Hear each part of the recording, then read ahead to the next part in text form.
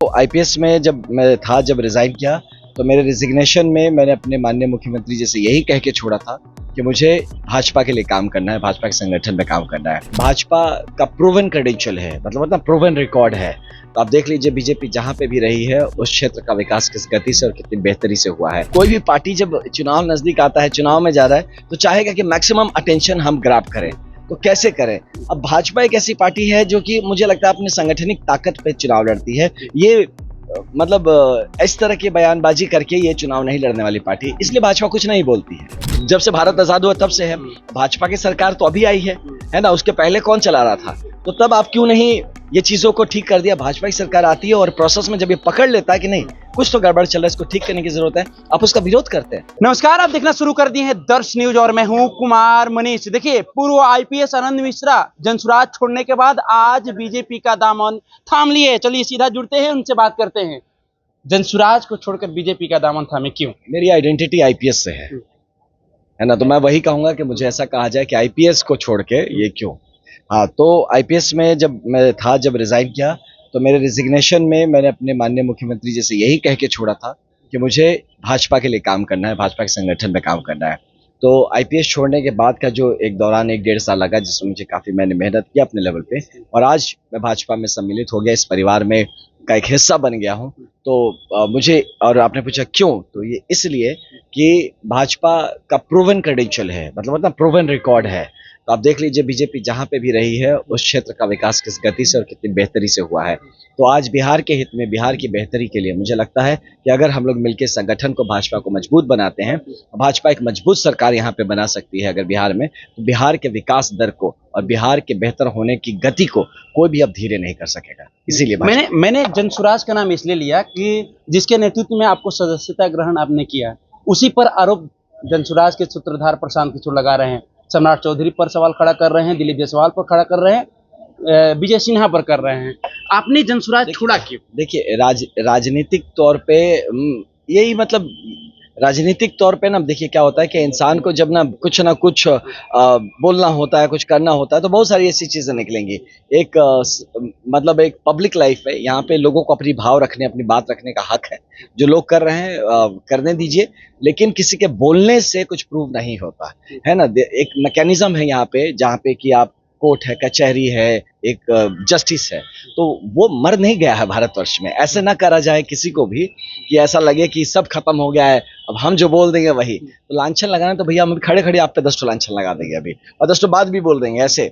तो ये जो एक तरीका है, जो लोग बहुत बार होता है ना कि, अब इस पे मैं ज्यादा बोला नहीं चाहता, लेकिन मेरा यही मानना है कि ऐसी बातों में बरगलाना नहीं है। जब आप कन्विंस नहीं कर पाते हैं किसी को, तो बहुत बार कंफ्यूज करते हैं उसको, है ना, अपने काम कराने के लिए, अपनी बात मनाने के लिए। लांछन लगाने की बात है, लांछन लगाना अलग हो है, सीधा डायरेक्ट अटैक कर रहे हैं, कह रहे हैं कि आप सरकार में हैं, अगर आप गलत नहीं हैं तो आप मेरे पर कार्रवाई करा दीजिए। तो इसीलिए शायद ऐसा किया जाता है कि आप देखिए, आप कितनी बार उसी बात को बार बार बोल रहे हैं। यही तो चाहते हैं कि आप चर्चा करिए, बात करिए, इसके बारे में मीडिया में लाइए, लोगों पे बात करिए, लोगों में बिल्कुल। देखिए, अभी कोई भी पार्टी जब चुनाव नजदीक आता है, चुनाव में जा रहा है, तो चाहेगा कि मैक्सिमम अटेंशन हम ग्रैब करें।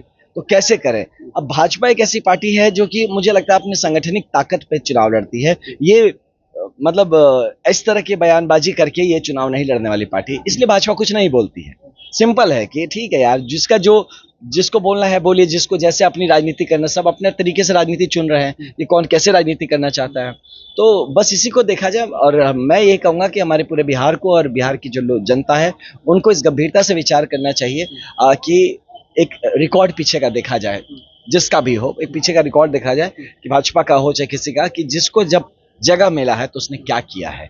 तो आप बीजेपी का रिकॉर्ड उठा के देख लीजिए, बहुत सारे राज्य हैं, आप गुजरात से शुरू कर लीजिए, और ऐसे बहुत सारे राज्य आपको जहाँ पे भाजपा काम करे। मैं असम में था, मैंने खुद देखा है, मैंने सीपीएम के अंदर में काम किया है, वेस्ट बंगाल गवर्नमेंट में, सीपीएम की लेफ्ट सरकार थी।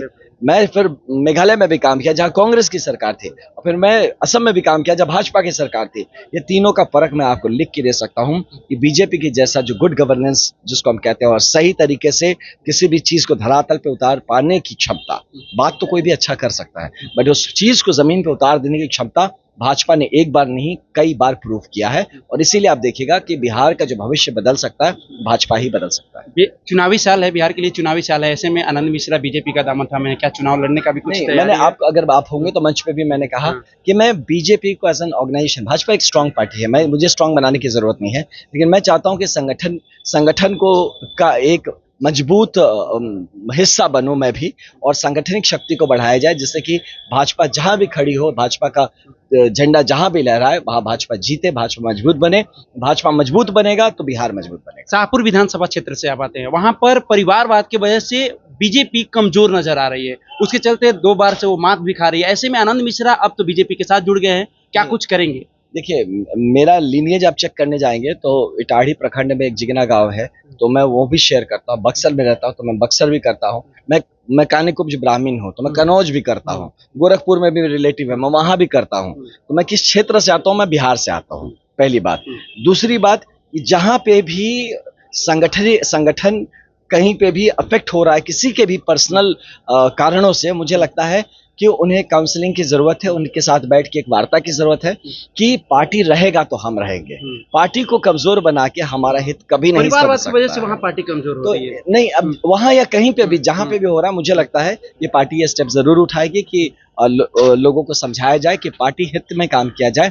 पार्टी मजबूत बनेगी तभी जाके कहीं ना कहीं बिहार मजबूत एक बनेगा। आखिरी सवाल, एसआईआर प्रक्रिया को लेकर 2 नेता प्रतिपक्ष बिहार की यात्रा पर है, जिस यात्रा का नाम दिया है वोटर अधिकार यात्रा। ऐसे में आनंद मिश्रा कैसे देख रहे हैं उसको? मैं इसको फिट इंडिया मिशन का पार्ट देखता हूँ। जैसे फिट इंडिया में था ना कि आप यात्रा करिए, पैदल चलिए, जितना चलें उतना फिट रहेंगे, तो उसका पार्ट है। एसआईआर खराब कोई कैसे बोल सकता है यार? मैं तो ये प्रश्न करता हूँ। एसआईआर चुनाव आयोग पर सवाल हो नहीं, कर ही कैसे सकते हो यार? मतलब एक जगह अगर जब नजर में आ गया, अब जैसे हम पुलिस में थे, तो हम थोड़े सबके घर में घुस के सबको पढ़ा, तुम चोरी किया, तुम चोरी किया। भैया रिपोर्ट होगा तब ना हम आपको इन्वेस्टिगेट करेंगे। तो जब एक कहीं रिपोर्ट आता है कि नहीं इसमें गड़बड़ है, इसको ठीक करने की जरूरत है, और एक डेमोक्रेटिक प्रक्रिया के तौर पे एक जैसा स्टैंडर्ड जो एडमिनिस्ट्रेटिव तरीका है, उससे एसआईआर का जो आप उसको परिष्कृत करते हैं, ये इलेक्टोरल रोल को, ये राष्ट्रीय हित में उठाया हुआ कदम है। इसको आप राजनीतिक क्यों समझ रहे हैं? और जो इसका राजनीतिकरण कर रहा है, मतलब घोर सवाल उठना चाहिए कि भैया आप चाहते क्या हो? कि आपके सहयोगी या आपके वो लोग जो कि जेन्युइन नहीं है, उसके मदद से आप आगे भी लड़ते रहो। जैसे आपने तो पहले इतने साल से पहली बार तो इलेक्शन कमीशन बना नहीं है, जब से भारत आजाद हुआ तब से है। भाजपा की सरकार तो अभी आई है ना? उसके पहले कौन चला रहा था? तो तब आप क्यों नहीं ये चीजों को ठीक कर दिया? भाजपा की सरकार आती है और प्रोसेस में जब ये पकड़ लेता है कि नहीं कुछ तो गड़बड़ चल रहा है, इसको ठीक करने की जरूरत है, आप उसका विरोध करते हैं। मतलब आप बोलना क्या चाहते? मैं इसको राष्ट्रीय हित के खिलाफ क्रिएट किया हुआ एक कैंपेन मानता हूं, जो राष्ट्रीय हित को साइड दरकिनार करके अपने पॉलिटिकल हित और अपनी पर्सनल हित को लेके ये लोग आगे बढ़ाने का प्रयास कर रहे हैं। अपनी रोटियां सेकना चाह रहे हैं। बिल्कुल, और इसको रोकने की जरूरत है, ये सही नहीं कर रहे। चलिए, तो अभी हमारे साथ पूर्व आईपीएस आनंद मिश्रा थे, उनसे क्या कुछ बातें मैंने जनसुराज को लेकर भी बातें की, क्या कर जनसुराज छोड़ने का मुख्य उद्देश्य क्या था, उन्होंने क्या कुछ कहा, आपको सुनाने का मैंने काम किया। फिलहाल इस खबर में इतना ही, छोड़ जाते हैं। दीजिए इजाजत, धन्यवाद।